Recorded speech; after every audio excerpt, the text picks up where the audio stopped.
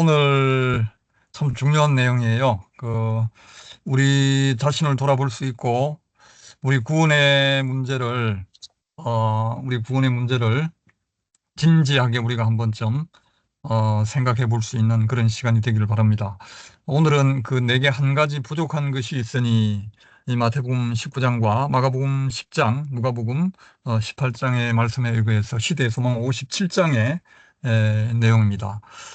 우리가 이 부자관은, 젊은 부자관원에 대해서는 모든 분들이 너무나 잘 알고 계십니다. 예수님께서, 소리가 예수님께서, 소리 들리나? 예수님께서, 어, 이 부자관원에게 이 한 가지가 부족했다고 말씀하셨는데, 그 한 가지 부족은 그의 온 영혼을 올가매고 넘어지게 하는 것이었습니다. 소리도 들어가야 된대요. 네, 들어가야 된대요. 연결됐어요. 연결됐어요. 네. 예, 반갑습니다.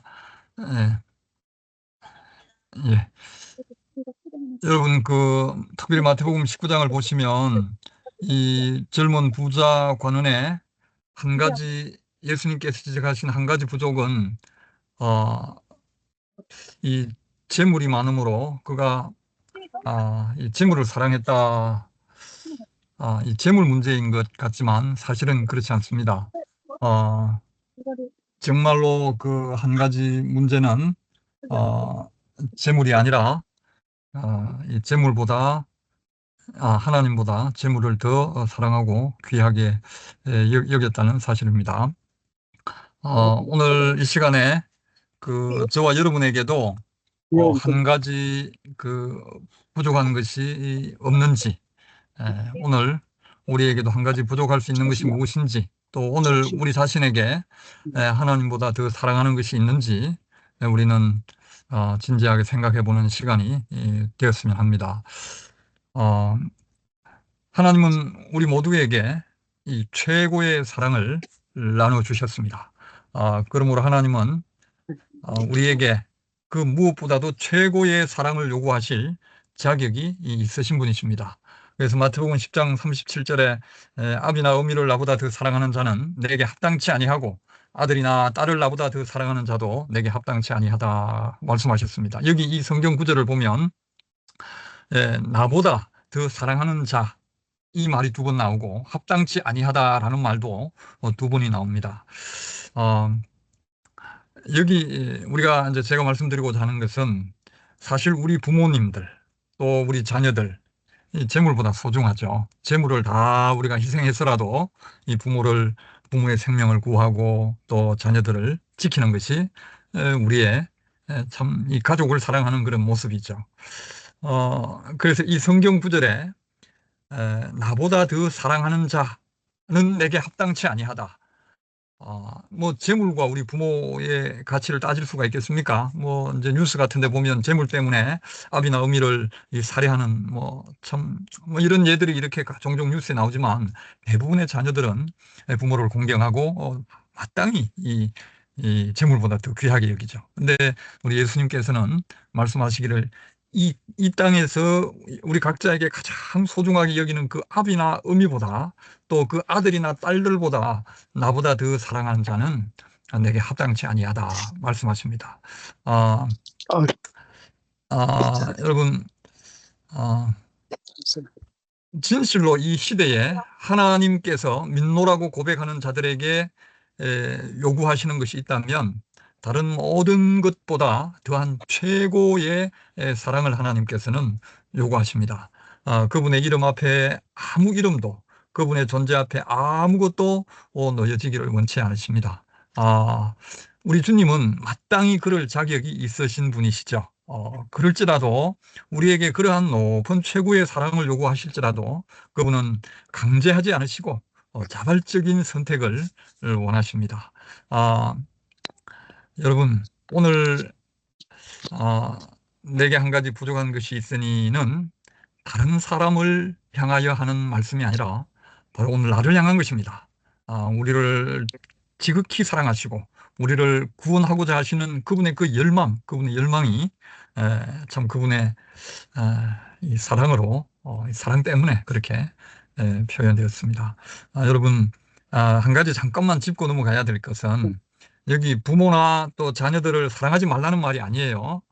이게 무슨 뜻인가 하면 이 첫 번째 돌비 10계명의 두 번째 돌비는 크기도 똑같았고 하나님께서 친수로 기록하셨고 첫 번째 계명부터 열 번째까지 계명은 다 같이 다 하나님 나라의 이 통치 이 원리요 원칙이라고 그렇게 했습니다. 우리가 이 안식일 계명이 이 10계명 중에 가장 중하다 이야기하지만 이 10계명 중에 이 귀하지 않은 계명이 하나도 없습니다. 우리 하나님께서 이 두 번째 그 돌비, 첫 번째 돌비와 똑같은 비중을 가진 이 두 번째 돌비에 첫 번째로 새겨놓은 계명이 뭐예요? 부모를 공경하라 하셨습니다. 이렇게 우리로 하여금 온 마음을 다하여 부모를 공경하는 것이 곧 하나님을 공경하는 것이라는 것을 말씀해 주신 그분께서 자기 어미나 아비를 또 자기 아들이나 딸을 나보다 더 사랑하는 자는 합당치 아니하다. 이 말씀 가운데 뭐가 들어있는가 하면 목숨을 다하여 하나님을 사랑하는 그 사람이 진정으로 하나님의 사랑으로 부모를 공경하고 이 아들과 딸을 사랑할 수 있다 이 뜻이에요. 우리가 이 첫 번째 돌비에 있는 목숨을 다하여 하나님을 사랑하라는 이 말씀을 우리가 우리 스스로의 힘으로 부모를 공경하겠다. 살인하지 않겠다. 도적질하지 않겠다. 이 계명을 지키려고 할 때 처음에는 잘 될 수 있을지 모르지만 우리의 타락한 심령으로 인해서 우리는 금방 부모를 무시하고 부모를 업신여겨서 괄시하고 그다음에 정말 이기적이고 탐욕으로 부모를 대할 수밖에 없는 우리 자신을 곧바로 우리는 발견할 수밖에 없게 됩니다. 그러므로 하나님께서 나보다 더 부모나 아비나 어미를 나보다 더 아들과 딸을 사랑하는 자는 내게 합당하지 않다. 이 말씀은 하나님의 그 사랑을 입은 자만이 진실로 이 두 번째 돌비의 계명을 지킬 수 있기 때문에 그런 것입니다. 그래서 우리가 하나님을 최고의 사랑으로 가슴에 모시게 될 때 우리는 그때야 비로소 최고로 우리 부모를 사랑할 수 있게 되는 것입니다. 그때야말로 우리가 우리의 부모를 위해서 우리의 목숨까지 버릴 수 있는 그 무아의 희생, 자기 희생적인 사랑을 베풀 수 있게 되는 것입니다. 오늘 내용은 여러분 참 꼭 제가 나누고 싶었던 그런 말씀이에요. 마가복음 10장 17절에 보면 예수께서 길에 나가실새 한 사람이 달려와서 꿇어앉아 묻자오되 선한 선생님이여 내가 무엇을 하여야 영생을 얻으리이까. 마태복음 19장 20절에는 이 사람이 이 모든 것을 내가 지키어 싸우니 아직도 무엇이 부족하니까 그렇게 하셨어요. 내가 무엇을 하여야 영생을 얻으리까 하니까 예수님께서 계명을 지키라고 하셨죠. 그때 이 젊은이는 뿌듯한 심정으로 예수님 선한 선생님 내가 이 모든 것을 다 지켰는데 아직도 무엇이 부족한 게 있습니까? 라고 그렇게 여쭌 것입니다. 여러분 근데 먼저 우리가 앞으로 나가기 전에 이 마가복음 10장 17절에 기록된 이 말씀을 하나씩 한번 살펴볼 필요가 있어요. 예수께서 길에서 나가실새 한 사람이 달려와서 꿇어앉아 묻자오되 이 꿇어앉아 이 사람이 예수님을 아주 존경하고 사랑했다는 것을 알 수가 있어요. 달려와서 꿇어앉아 그분 앞에 묻는 것입니다. 그리고 선한 선생이여라고 호칭을 붙였습니다.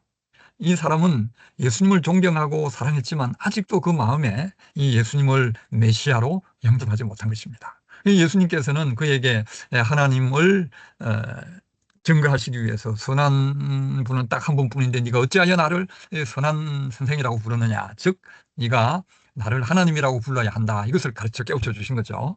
그 다음에 내가 무엇을 하여야 영생을 얻으리까? 이 말씀을 보면 이 젊은 부자 관원이 십계명을 다 지키고 또 랍비들에게서 배운 그 율법들을 다 지켰기 때문에 아주 성실하게 지켰기 때문에 자기는 사실 그 자부심을 가지고 있는 사람이에요. 근데 그러한 가운데 그는 성령의 이 참 감동 감화하심으로 무엇인가가 자기에게 부족함이 있다는 것을 느낀 것입니다. 근데 그 부족함이 무엇인지 모르니까 이 예수께 달려와서 그가 예수를 이렇게 쭉 지켜볼 때 예수께서 그 어린 아이들에게 그 행하는 그 참 그 겸손하고 사랑스러우신 모습, 그다음에 그가 가르치시는 말씀들, 그가 행하시는 이적들 이런 것들을 볼 때 이 젊은 부자관원은 깊은 감동을 받고 이분에게서 무엇인가 나의 그 영적 갈급함을 채울 수 있겠다라고 하는 마음으로 달려나온 것을 볼 수가 있습니다. 그래서 시대소망 518쪽에는 이 관원은 자기 자신의 의도를 높이 평가하였다. 그는 어떤 결점이 있다고 생각지는 않았으나 그러면서도 완전히 만족할 수는 없었다. 그는 자신이 갖지 못한 어떤 것의 필요를 느꼈다. 그렇게 했어요. 자, 이제 다음 페이지를 보시면 이 젊은 부자 간호는 이 모든 것들은 내가 어려서부터 다 지켜나이다라고 아주 확정적으로 말했는데 시대의 소망 519쪽에 보면 이렇게 기록했어요. 이것은 내가 어렸을 때부터 다 지켜나이다라고 한 그의 화근으로 이 예수님께서는 그 청년의 성실함을 아셨다. 그렇게 했습니다. 여러분, 이 젊은 청년이 율법을 다 지켰다고 했는데 그는 다른 신을 숭배하지 않았고 우상을 숭배하지 않았고 하나님의 이름을 망령되이 일컫지 않았고 안식일을 잘 거룩하게 아주 철저하게 지켰고 그다음에 부모를 공경하라는 말씀을 따라서 부모를 공경했고 절대로 살인하지 않았고 간음하지 않았고 그다음에 도적질하지 않았고 남의 것을 탐내지 않았고 그는 거짓 증거하지 않았습니다. 정말 이 젊은이는 성실하고 엄격하게 어렸을 때부터 이 율법들을 이 계명들을 지켜왔습니다. 그러니까 이 친구는 정말 무엇이 부족하니까라고 예수님 앞에 나와서 한번 그렇게 질문할 만합니다. 내가 다 이런 것을 지켰는데 아직도 무엇이 부족하니까라고 질문을 했습니다. 여러분 어떻습니까? 장래가 촉망되고 존경받는 이 젊은 관원처럼 여러분 살고 계십니까? 아, 방금 일러드린 이 십계명대로 살고 있습니까? 예수님께서 너희가 바리새인보다 못하면 구원받을 생각도 하지 말라고 말씀하셨죠. 저는 여기 오늘 한 질문을 좀 던지려고 합니다. 이 위르겐 몰트만이라고 하는 신학자가 있는데 이분이 십자군 전쟁의 그 참상 속에서 과연 이 참 끔찍한 비극 속에서 하나님은 어디 계셨는가 하는 질문을 던졌어요. 이게 뭔가 하면 여러분 13세기에 있었던 이 십자군 전쟁은 교황과 그 잉글랜드의 영주들이 일으킨 군인이에요. 이단 박멸이라고 하는 제하에 이 십자군 전쟁을 일으켰는데 이 십자군 전쟁을 통해서 희생된 기독교인 수가 여러분 100만에서 300만 정도로 그렇게 추정을 합니다. 100만에서 300만 정도. 또 어떤 분들은 500만까지 죽었다고 주장을 하기도 합니다. 기독교인들이. 이 십자군 전쟁은 어떤 사람들이 일으킨 거예요? 기독교인으로 구성된, 예수님을 믿는 사람들로 구성된 군대예요. 십자군 말 그대로.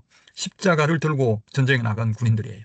그들에 의해서 기독교인들이 예를 들면 이 콘스탄티노플이라고 하는 당시에 이 수도는 거기에 수많은 그 기독교인들이 살고 있었는데 이 십자군에 의해서 아주 무참하게 그 주민들이 살해되는 비극을 겪었습니다. 어떤 성은 어떤 일이 있었는가 하면 이 십자군인들이 들어와 가지고 이단 박멸이라는 명목하에 그리고 그들의 부족한 식량과 이런 필요를 채우기 위해서 그 성 안에 있는 기독교인들을 무자비하게 살해합니다.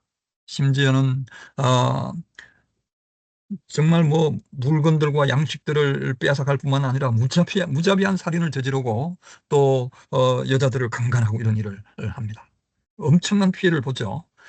그다음에 이제 이 십자군 전쟁 군인들이 물러나고 그 도시를 누가 지배하는가 하면 이슬람군이 지배합니다.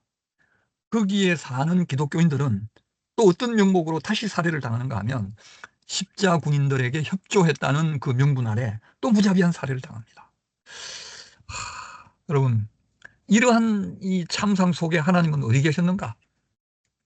왜 하나님은 지켜만 보고 계셨는가? 여러분 뭐라고 답을 하시겠습니까? 이 신학자가 이렇게 대답했습니다. 하나님은 칼을 든 기사들 편이 아니라 굶주림과 질병으로 길가에 쓰러지던 민간인들 그리고 동족의 칼 가운데 피 흘리던 동방 기독교인들의 비명 속에 그들과 함께 울며 고통당하고 계셨다.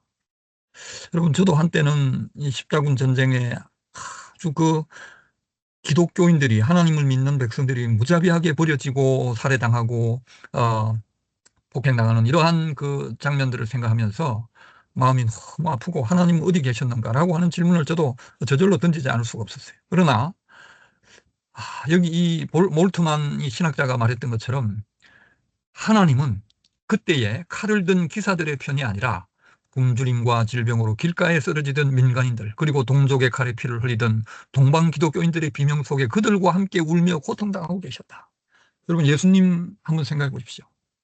우리 인류를 죄 가운데서 구원하시기 위하여 이 십자군 전쟁에서 비참하게 희생당한 그 사람들보다 더욱 비참한 모습으로, 더욱 가련한 모습으로, 더욱 처참한 모습으로 수치를 당하시고 고난을 당하시고 모욕을 당하시고 멸시를 당하시고 십자가 위에 운명당하셨습니다.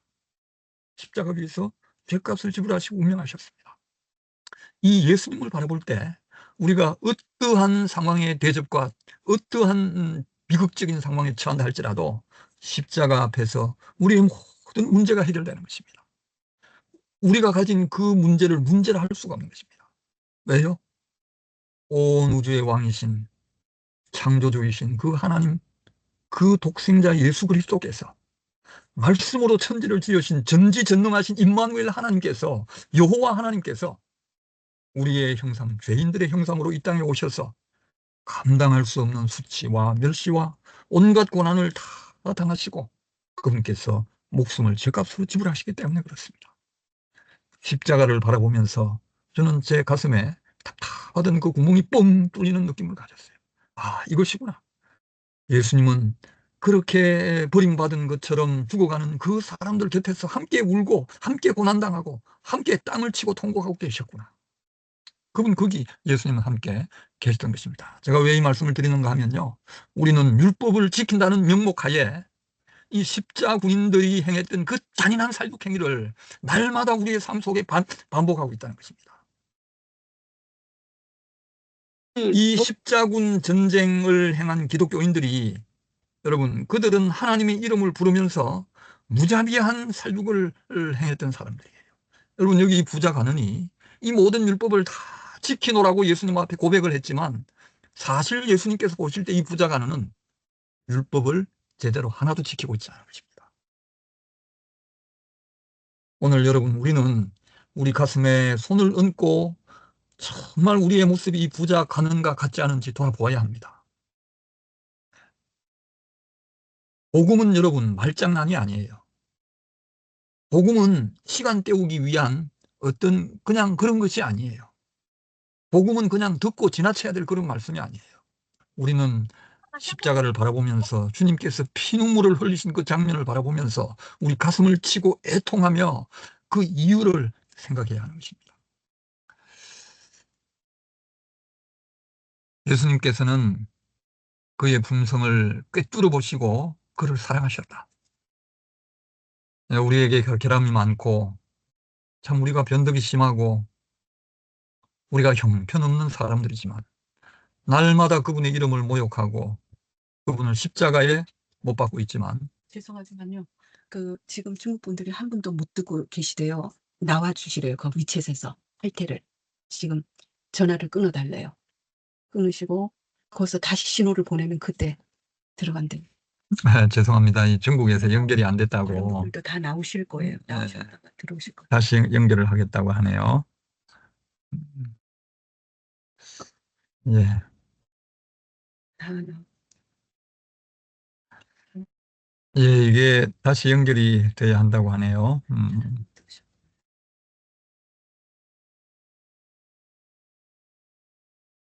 그래서, 아, 그리스도께서는, 그의 품성을, 성품을 꿰뚫어 보시고 그를 사랑하셨다. 예, 예수님께서는 그 부자 관원의 참 품성이 결함이 있는 것을 보셨지만, 그를 사랑하셨다고 했어요. 예수께서는 그가 당신의 동력자가 되기를 원하셨다고 했습니다. 어, 그리고 만약 받으세요.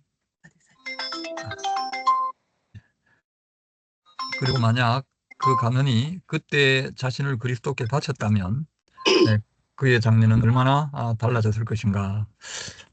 이 중국에서 다시 연결을 했는데 이제 잘 들리십니까? 예, 예, 감사합니다. 아, 예, 제가 계속하겠습니다. 어, 감사합니다. 우리 예수님께서는 이 부자 관원을 꿰뚫어 보시고 그가 결함이 많고 부족했지만 그를 사랑하시고 그가 그리스도를 영접할 때 그가 이 복음 사업을 위해서 크게 헌신할 것을 아시고 그가 참 예수님의 말씀에 순종하고 따르는 자가 되기를 간절히 그분께서는 원하셨다고 했습니다. 어, 예수님께서는 만약 이 관원이 이 구원의 사업에 동력자가 된다면 정말 이 청년이야말로 이 복음 사업에 꼭 필요한 일꾼이 되어서 수많은 영혼들에게 생명을 전할 것을 보셨다고 했죠. 아마 이 부자 관원이 예수님을 영접했더라면, 예수님 말씀에 순종했더라면 아마 사도 바울의 자리를 대신할 수 있지 않았을까. 아니면 그리스도의 복음은 훨씬 더 효과적으로 땅끝까지 전파되지 않았을까. 그런 생각을 해보게 됩니다. 여러분, 바이프인은 시대소망 520쪽에 이 젊은이에게 지금 이 부자 관원에게 구원을 아, 그 부족한 품성을 채울 수 있는 유일한 조건을 지금 제시하고 계셨다고 했어요. 그 다음에 예수님께서는 이 부자 관원에게 구원을 얻을 수 있는, 그가 구원을 얻을 수 있는 유일한 희망의 길을 그에게 제시하고 계셨다고 바이프인은 기록하고 있습니다. 여러분, 이 유일한 품성 변화의 조건이 뭐냐? 정말 구원 얻을 수 있는 한 영혼이 회심하고 구원 얻을 수 있는 유일한 희망의 길이 뭐냐? 그것이 지금 오늘 우리가 살펴보는 이 부자 관원의 예수님과의 만남 속에서 그걸 꼭 찾아내야 되는 거예요. 오늘 그것을 꼭 찾아내게 되시기를 바랍니다. 그래서 시대소망 519쪽 네 번째 단락에 한번 잘 들어보시기 바랍니다. 예수님께서 이제 말씀하시죠. 마태복음 19장 21절에 너에게 오히려 한 가지 부족한 것이 있으니 네가 온전하고자 할진 내 가서 내 소유를 팔아 가난한 자들을 주라.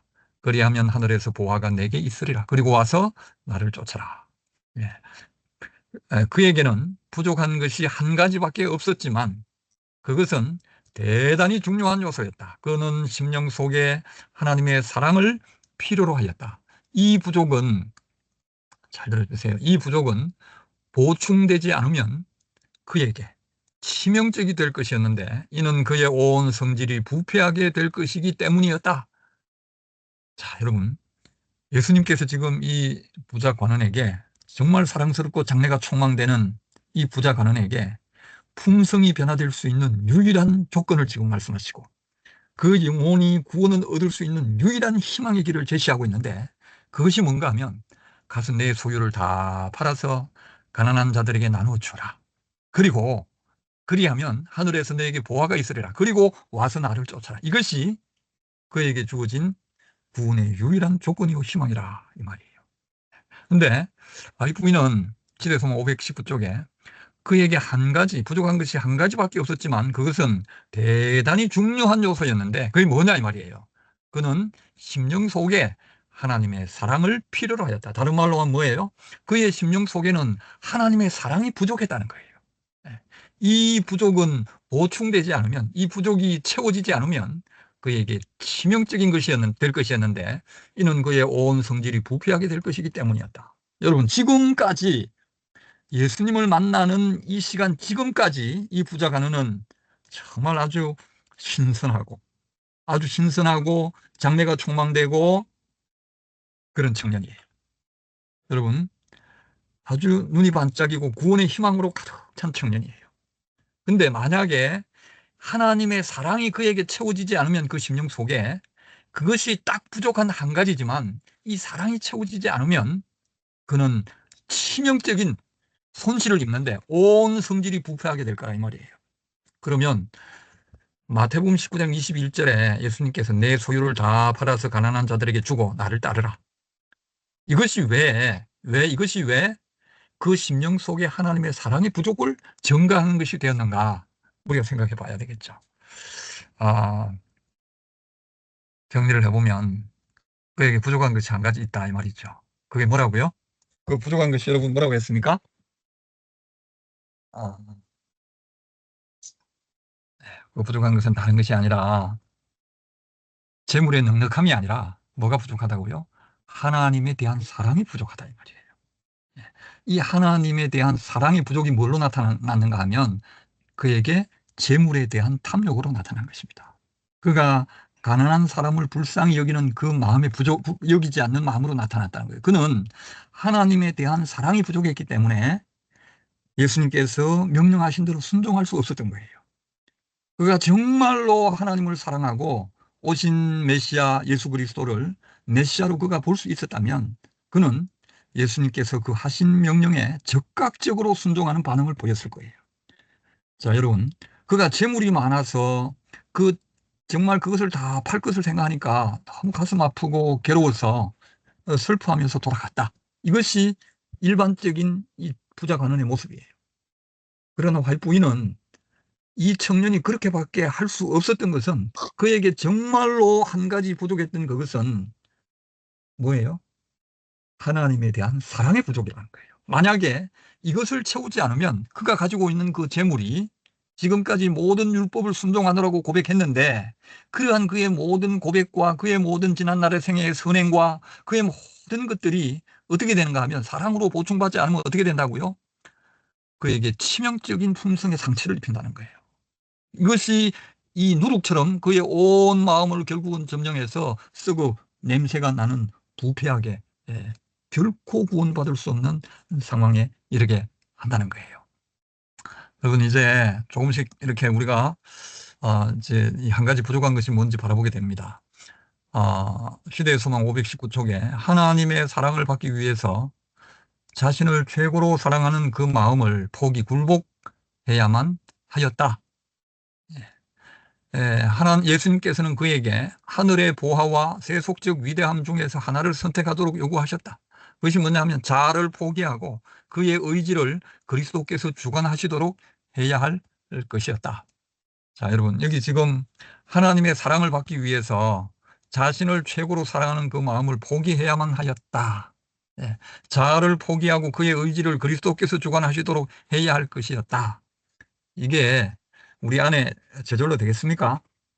저절로 안 되죠. 그러나 예수님께서 그에게 지금 너에게 한 가지 부족한 것이 있으니 너 그 재물 다 팔아가지고 가난한 사람들에게 나누어 줘라. 그러면 하늘의 보화가 내게 있을 것이다. 그리고 나를 쫓아라. 이것은 그가 지금까지 계속 어린 시절부터 외우고 배우고 했던 그 말씀의 핵심이에요. 네. 그가 하나님의 계명을 순종하느라고 주장하고 지금까지 생애해 왔지만 실제적으로 그는 하나님의 사랑이 무엇인지 하나님의 그 사랑을 그가 가지고 있는 재물만큼도 깊이 소중하게 여기지 않았다는 것을 말하고 있는 것입니다. 아, 우리 예수님께서는 지금 이 부자 관원의 품성이 어디에 병들었는지 그것을 지금 보여주고 있는 거예요. 하나님의 성령께서 이 청년에게 지금 그것을 조명하고 있는 거예요. 이 청년이 자신의 그 문제를 성령으로 인해서 그 지적받았을 때에 만약에 이 젊은 청년이 그리스도를 따르기로 결정을 했다면 어떻게 해야 됩니까? 첫 번째로 그는 자기 자신의 그 야심찬 계획을, 물질에 대한 자기의 열망을 완전히 버려야 하는 것입니다. 예수님께서는 그의 그 야심찬 계획과 물질에 대한 욕망과 이 육에 속한 애정을 완전히 포기하고 온전히 그리스도를 따를 수 있도록 둘 중에 하나를 선택하라고 엄숙한 초청을 하고 있는 것입니다. 그래서 시대소망 520쪽에는 예수께서는 이 청년이 성령의 초청에 응하기를 바라시면서 얼마나 열렬히 간운하셨으며 얼마나 갈급한 심령으로 그 청년을 바라보셨던가. 화이트부인 이렇게 기록합니다. 이 청년의 마음에 갑자기 예수님을 사랑하는 마음이 불타올랐다고 했어요. 왜냐? 예수님께서 그를 너무나 사랑하는 눈초리로 너무나 사랑하는 모습으로 그를 지켜보시고 그에게 사랑을 쏟아부으셨기 때문에 그 사랑에 이 젊은 청년의 마음이 깨우침을 받고 그 사랑의 감동을 받고 그 마음이 막 흔들렸다고 했어요. 네.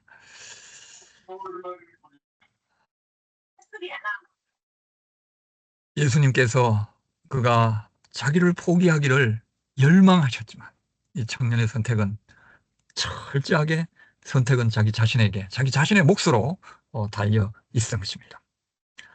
저는 이 말씀을 준비하면서 만약에 이 부자 간원이 이 예수님의 말씀을 따랐더라면 어떻게 됐을까? 사실 그는 뭐 상속을 받았든지 어떻게 되었든지 엄청난 재물을 가지고 있었는데 그거를 포기하면 그걸 다 잃어버린다고 생각을 했겠지만 만약에 그가 정말 그걸 다 팔아서 가난한 자들에게 나누어 주었다면 예수님께서 분명히 말씀하셨죠. 더 크고 귀한 하늘의 보화를 주시겠다고. 그리고 나를 따르라.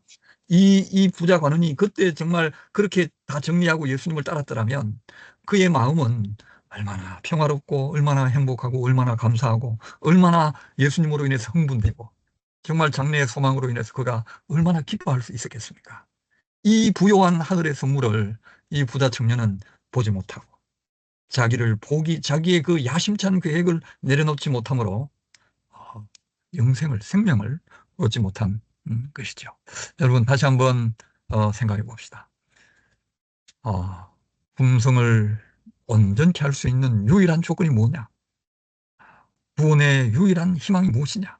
이 부자 관원에게는 예수님의 말씀을 따라 순종하는 것이었어요. 자기의 계획을, 자기의 생각을 예수님의 말씀을 따라서 자기에 관한 모든 것을 다 내려놓고 예수님 명령에 순종하는 거예요. 오늘 저와 여러분에게 유일한 영생의 조건, 유일한 구원의 희망이 뭘까요? 여러분, 제가 감히 말씀드리는데 오늘날 저를 포함해서 많은 사람들이 입으로만 예수님을 믿습니다. 입으로만 사랑을 주장합니다. 아, 살인하지 말라, 간음하지 말라, 도둑질하지 말라. 나 그런 거 하나도 하지 않아. 나 안식을 잘 지켜. 나 하나님 이름 망령되 이끌지 않아. 그 내가 뭘 더 부족하지? 내가 뭘 어떻게 해야 되지? 아, 마음이 공허한데, 뭔가 더 필요한데, 말씀이 부족한가? 이거 들어보고 저거 들어보고 이 집회 참여하고 저 집회 참여해보고. 여러분, 그렇게 하면 되겠습니까? 그렇게 하면 유일한 영생의 조건, 구원의 희망이 생길까요? 품성 변화의 여지가 있을까요? 오늘 예수님은 그거 말씀하지 않으십니다. 뭐 하라고요? 예수님께서 말씀하신 대로 순종하라는 것입니다. 부자 가문이 그 재물을 팔고 안 팔고는 전적으로 자기의 선택에 따른 거예요. 그가 예수님을 선택하면 다 정리할 거예요. 그러나 그가 예수님을 선택하지 않으면 그의 것과 함께 가는 거예요. 온전히 성령 하나님께서 그 마음에 강력히 역사하셔서 순종하고자 하는 마음을 부어주시지만 결국 이 부자 청년은 순종하지 않은 거예요. 즉 자신을 굴복시키지 않은 거예요. 예수님 뜻에, 그분의 말씀에. 오늘 우리도 똑같습니다. 주님께서 우리에게 영생의 유일한 조건들을 날마다 말씀하고 계시지만 우리는 그거요 순종하지 않는 거예요. 관심도 없어요. 어디에 관심 있는지 아십니까? 부자 가느니 그 재물에 관심이 있던 것처럼 우리는 어디에 관심이 있어요? 내가 좋아하는 것에 관심이 있는 것입니다. 여러분, 제가 전에 말씀드렸죠. 자기 하고 싶은 것, 자기 가고 싶은 길 반대로 가면 그것이 하나님의 길이라고.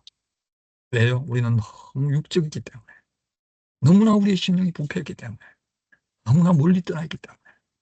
예수님 믿고 있다고요? 주님 말씀하십니다. 네가 부자라 부유하다고 말하지만 실상은 벌거벗었다. 네 눈먼 것과 벌거벗은 것과 가난한 것 네 알지 못하고 있다.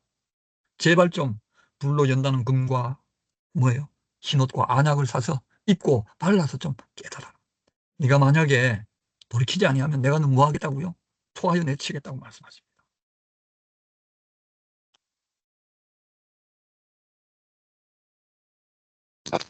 어, 이 그리스도께서는 그 가문이 그리스도인 품성을 온전케 할 수 있는 자리에 이르게 할 유일한 조건을 제시하셨다. 그분의 말씀은 비록 엄하고 가혹해 보였으나 무한한 지혜의 말씀이었다. 그 말씀을 받아들이고 순종하는 것만이 그 관원에게 있어서 구원의 유일한 희망이었다.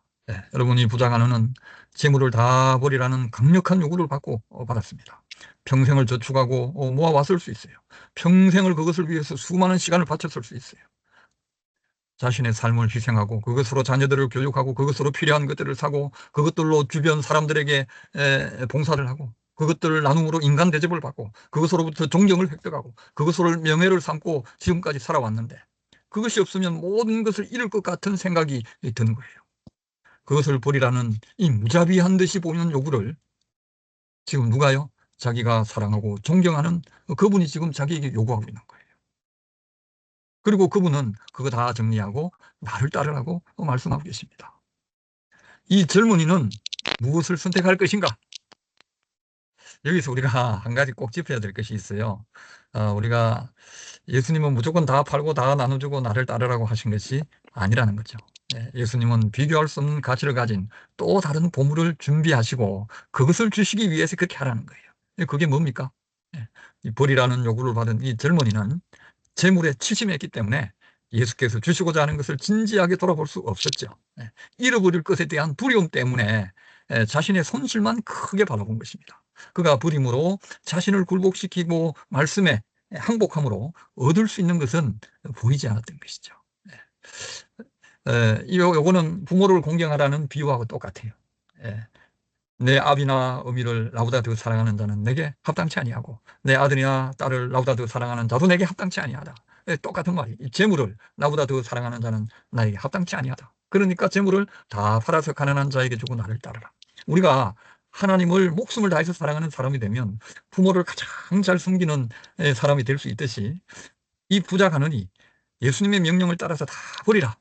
예수님의 모든 말씀에 온전히 순종할 수 있는 그런 마음을 가질 때 그에게 재물은 있으나 없으나 소용의 별반 그에게 큰 비중을 차지하지 않는 것입니다. 그렇게 되라는 거예요. 뭐 우리가 가진 농가 뭐 재물을 다 버리라고 그렇지 않습니다. 그러나 어떤 사람에게는 이 예수님의 명령은 실제일 것입니다. 정말 그것을 버려야만 그렇게 되는 것입니다. 그리고 여러분, 아이 부인은 이 젊은이에게 정말로 부족했던 것이 뭐라고요? 하나님을 향한 사랑의 부족이라고 그랬죠. 사랑의 부족. 그것으로 채우지 않으면 그 영혼이 부패하게 될 것이고 치명적인 손실을 입게 될 것이다. 오늘 마찬가지예요. 이 부자 청년에게 재물이 그에게 큰 시험이 되었더라면, 하나님보다 더 사랑하는 것이었다면, 그것이 한 가지 부족한 것이었다면 각 사람에게는 이 한 가지 부족한 것이 있을 수 있어요. 주님은 오늘 그것을 우리에게 뭐 하라고요? 포기하라는 거예요. 그것을 첫 번째 자리에서 내려놓으라는 거예요. 진실로 하나님 아버지를 첫 번째 자리에 둘 때 내가 가장 소중하게 여기는 그것이 진실로 가치 있게 된다는 이 말씀이에요. 제가 그 울산에서 목회할 때 현대중공업에 다니던 한 여청년이 있었습니다. 이 여청년이 참 저녁 집회에 열심히 참여하고 말씀을 귀담아 듣고 그렇게 했습니다. 근데 이제 어느 날 저녁 집회를 마치고 이렇게 나왔는데 교인들이 쭉 나오는데 이 여청년이 사람들 앞에서 이렇게 이야기했습니다. 아주 진지하게. 자기가 자기 다니는 직장을 그만두고 선교사로 그렇게 하나님 말씀에 순종하고 복음을 전하고 싶다고 이렇게 했습니다. 그때 사람들이 장로님, 집사님들이 있다가 야, 네가 다니는 회사가 어떤 회사인지 알아? 현대중공업이야, 현대중공업. 거기 들어가고 싶다고 아무나 들어갈 수 있니? 너 절대로 일시적인 충동으로 그거 포기하면 안 돼. 전도는 살아가면서 얼마든지 할 수 있어. 이렇게 이야기를 다 했습니다. 여러분, 어쩌면 이 여청년에게 유일한 품성 변화의 조건, 유일한 구원의 희망, 그것은 이 여청년이 자기의 직장을 정리하고 하나님 앞에 선교사로 나아가는 그것이었을지 모릅니다. 네. 이 부자 관원에게, 시대성에 보면요, 이 부자 관원에게 이 부자 관원의 마음이 흔들리고 선택의 기로에 있을 때, 그 시대 소망이 분명히 나와요. 520쪽 그쪽에 보면 나올 거예요, 아마. 거기 보면 사단이 이 부자 관원에게 아첨을 했다고 했습니다. 사단이 뭘로 아첨했는가 하면, 네 이 재물 가지고 있어야 존경받고, 네 이 재물 가지고 있어야 사람 대접받고, 네 이 재물 가지고 있어야 다른 사람 도와줄 수 있고, 이 재물 가지고 있어야 넌 성공한 사람이 될 수 있어. 그래야만 너는 유능한 사람이 될 수 있어. 이렇게 아첨했다는 거예요. 여러분, 진짜 루스벨이 이 젊은 부자 관원에게 와서 아첨했을까요? 이렇게 말했을까요? 아니에요. 이 부자 관원 주변에 있는 이 부자 관원을 망치기 위한 세속적 사람들이 이 부자 관원에게 그 말을 한 거예요. 화이프는 그것을 사단이 아첨했다고 표현한 거예요. 지금 이 여청년에게도 이 여청년이 하나님 말씀을 들으면서 이제 내 삶을 하나님께 선교사로 바쳐야 되겠다 결심하는 그때에 사단이 와서 아첨을 한 거예요. 누가 사단이에요? 바로 교인들이에요. 거듭나지 못한 그 마음 가운데 하나님의 뜨거운 사랑이 있지 않는 그 영혼들이 지금 누구의 역할을 한 거예요? 마귀의 역할을 한 거예요. 그 여청년은 그래서 그때 고민하고 상담하고 하다가 이 부자 가는처럼 선교사로 지원을 하지 않았어요. 그리고 제가 나중에 듣기로는 결국 교회를 떠나고 만 것이에요. 지금 신앙을 회복했는지는 모르겠어요. 그는 교회를 나오지 않았습니다. 여러분, 오늘 여러분에게 아첨하는 사람들이 있습니까? 오늘 여러분에게 아첨하는 사람은 여러분을 가장 칭찬하는 사람이에요. 여러분 보고 잘한다, 잘한다, 대단하다. 여러분 참 멋지다. 당신 참 멋지다. 당신 참 훌륭한 그리스도인이다. 이렇게 말하는 사람이 사단에 지금 아첨을 여러분에게 하고 있는 것입니다.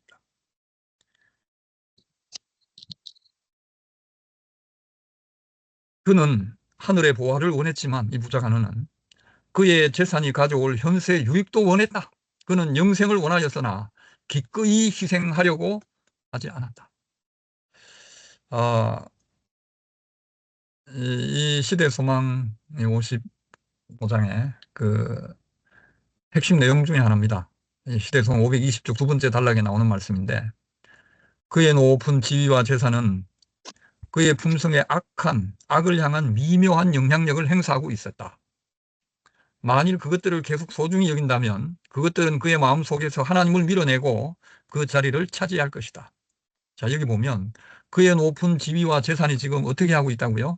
금방 눈치채지 못하는, 드러나지 않는 아주 미묘한 그 영향력. 이게 뭔가 하면 품성이 악으로 기울어지도록 아주 미묘한, 보이지 않는, 드러나지 않는 그런 영향력을 조금씩 조금씩 행사하고 있는 거예요.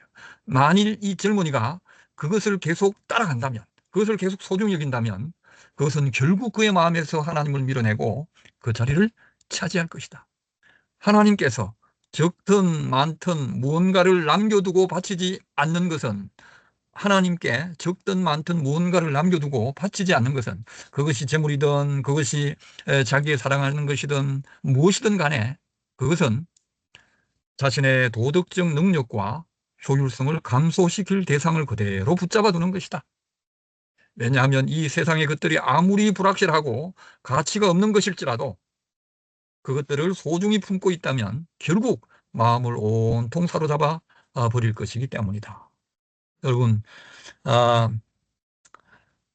이 누룩은 양면성이 있죠. 예수님께서 비유로 드실 때에 이 복음이 누룩과 천국은 누룩과 같다고도 말씀하셨을 뿐만 아니라 이 누룩은 뭐와 같다고 했습니까? 우리 마음의 죄와 같다고 했습니다. 여러분이 예수 그리스도보다 더 많이 생각하고 예수 그리스도보다 더 깊이 생각하고 더 자주 말하고 더 자주 생각하고 이렇게 하는 것이 있다면 그것이 여러분에게 있어서 여러분의 품성을 조금씩 조금씩 어디로 이끌어가는 겁니까? 조금씩 조금씩 조금씩 여러분의 마음에서 하나님을 밀어내고 그것이 온 마음을 결국 차지하게 될 거라 이 말이에요. 네. 내가 가장 사랑하는 것, 그것을 온전히 버리지 않는다면, 주님 앞에 온전히 헌신하지 않는다면 남아있는 그것은 결국 그 영혼을 사로잡아서 그 영혼을 온통 부패하게 할 것이라 이 말이에요. 여러분은 아나니아와 삽비라가 판 땅을 팔고 재산 얼마를 남겨두었을 때 왜 갑자기 그들이 죽게 했는가? 의아하게 생각할 수 있어요. 그들이, 저는 이렇게 이야기합니다. 그들이 집에 감춰둔 그 나머지 재물은 결국 어떻게 한다고요? 이 부자 관원에게처럼 똑같은 멸망의 길로 인도할 역할을 하기 때문에 그런 것입니다. 왜냐하면 완전히 정리하지 않은 그것이 조금씩 조금씩 그 영혼을 갉아먹고 있기 때문에 그런 것입니다. 그래서 이겁니다. 하나님의 계명을 지켰다고 하는 이 부자 관원의 주장은 기만이었다. 그는 재산이 자기의 우상임을 보여주었다. 세상이 그의 애정의 첫째 자리를 차지한 동안 그는 하나님의 계명을 지킬 수 없었다. 그에게 있어서 예수는 사람들 가운데서 그의 이름이나 재물만큼 귀중하지 않았다. 예, 보이지 않는 하늘 보화를 위하여 보이는 세상 재물을 포기하는 것은 그에게 너무 큰 모험이었다. 예, 그는 영생의 제의를 거절하고 떠나갔다. 그때 후로 항상 세상이 그의 경배의 대상이 될 것이었다. 예, 그래서 오늘 우리에게 와이프는 이런 권면을 주십니다. 하나님께서는 당신의 나라의 시민이 되고자 하는 모든 사람들을 위하여 품성에 대한 당신 자신만의 표준을 세우셨다. 그리스도와 동력자가 되고 주여 나의 모든 소유와 나의 전 존재가 당신의 것입니다 라고 말할 수 있는 사람만이 하나님의 자녀로 인정을 받을 것이다. 오늘 참 이 예언의 신을 통해 주신 기별이 강력합니다, 여러분. 저는 이번에 이 일주일 내내 이 말씀을 읽고 묵상하면서 참 새롭게 마음의 깨달음을 얻게 되었어요. 하나님의 말씀이 얼마나 참 엄중하고, 참 얼마나 단호하고, 우리에게 어떤 선택을 요구하고 있는지 다시 한번 깊이 생각하게 되었습니다. 그래서 주여 나의 모든 소유와 나의 전 존재가 당신의 것입니다 라고 말할 수 있는 사람만이 하나님의 자녀로 인정받을 것이다. 하늘을 갈망함에도 불구하고 그리스도께, 예수님께 아니요 라고 말함이 무엇을 의미하는지 한번 진지하게 생각해 보라. 그분은 하나님께서 우리에게 주신 재산을 세상에서 당신의 사업을 진척시키는 데 사용하자고 제의하신다. 오직 이 방법으로서만 그분께서 우리를 구원하실 수 있다. 예. 오직 이 방법으로서만 얼마나 확고합니까? 그분께서 우리를 구원하실 수 있다. 주여 나의 모든 소유와 나의 전 존재가 당신의 것입니다 라고 말할 수 있는 사람만이 하나님의 자녀로 인정을 받게 될 것이다. 여기에는 타협도 없고 양보도 없어요. 타협도 없고 양보도 없습니다. 부자 가느니 하나님을 사랑하는 사람이었어요. 모든 율법에 어렸을 때부터 아주 절결순종하던 성실한 사람이었어요. 제가 울산에 있을 때 그 청년은, 선교사로 지망하기를 원했던 그 청년은 정말 예수 하나님을 사랑하는 청년이었어요. 교회가 건축 헌금을 작정할 때 이 청년이 큰 돈을 하나님 앞에 그때 헌신했어요. 그렇게 했지만 정말 네, 그렇습니다, 여러분. 참 여기 젊은 관원의 경우와 같이 신임을 받는 높은 지위에 있고 재물이 많은 사람들에게는 그리스도를 따르기 위하여 모든 것을 포기하는 일이 너무도 큰 희생처럼 보일지 모른다. 그러나 이것은 그리스도의 제자가 되고자 하는 모든 사람의 처세훈이다. 순종만이 간합된다. 자신을 포기하는 것, 이것이 그리스도의 가르침의 요지이다. 자주 그것은 권위적인 것처럼 보이는 말로 제시되고 명령되었다. 가혹하게 여겨진다 이 말이죠. 왜냐하면 만일 마음에 품을 경우 사람을 송두리째 타락시키게 될 그런 것들을 잘라버리는 길 외에는 사람을 구원할 다른 방도가 없기 때문이다. 그래서 여러분, 오늘 우리가 꼭 정말 마음에 새기고 알아야 할 것은 우리의 삶 속에 재물만이 첫째 자리를 차지하고 있는 것이 결코 아니에요. 우리의 마음 속에 자신의 명예, 자신의 이름, 그 다음에 주변 사람이 해주는 칭찬, 주변 사람들로부터 받는 존경, 또 내가 뭐 좋아하는 그 어떤 것들, 이런 것들이 얼마든지 우리 영혼의 우상이 될 수 있다는 거예요. 그리고 여러분, 이뿐만이 아니에요. 하나님의 계명과 반대되는 것들 가운데 우리가 지금까지 계속 순종하기를 미뤄오는 것들이 어떤 것들이 있습니까? 제가 제 자신을 돌아볼 때 남을 향한 비판, 어떤 문제가 있을 때 끊임없이 다른 사람을 만나면 그 사람을 비판합니다. 가혹하게 비판합니다. 또 때로는 자기 자신의 마음속에 있는 그 이기심, 교만, 이런 것들이 제 마음속에 포기되지 못하는 하나의 이 뭡니까? 이게 죄악이에요. 버리지 못하는 하나의 이 운명처럼 이 영혼을 얽어매고 있는 이 죄의 사슬이에요. 여러분, 이런 것들을 벗어버리지 않는다면, 여기 뭐라고 그랬어, 오늘? 부자가 재물을 포기하지 않으면 하나님의 자녀라 인정받을 수도 없고 그가 구원도 얻을 수 없다고 한 것처럼, 오늘 우리 마음에 첫째로 사랑하고 첫째로 여기는 것들을 예수님 이름 다음으로 놓지 않는다면, 온전히 굴복시키지 않는다면 구원의 희망이 없다는 거예요. 오늘날 세상에 많은 복음들이 믿으면 된다, 믿으면 된다, 믿으면 된다. 그러나 무엇을 가르치지 않습니까? 인간의 영광을, 자기의 영광을 진토 가운데 버리고, 자기의 인간의 영광을 진토, 이 흙 가운데 묻어두고 우리가 할 수 없는 것을 하나님께서 하시도록 하는 것이 바로 이 믿음으로 말미암는 칭이라고 하지 않았습니까? 많은 사람들이 포기하지 않는 것이 뭐예요? 하나님보다 더 사랑하는 것을 결코 포기하려 하지 않는다는 것입니다. 그래서 와이프는 우리 가운데 100명 가운데 한 명도 이 마지막 때의 기별을 위하여 준비되어 있지 않다는 거예요. 그 뜻이에요.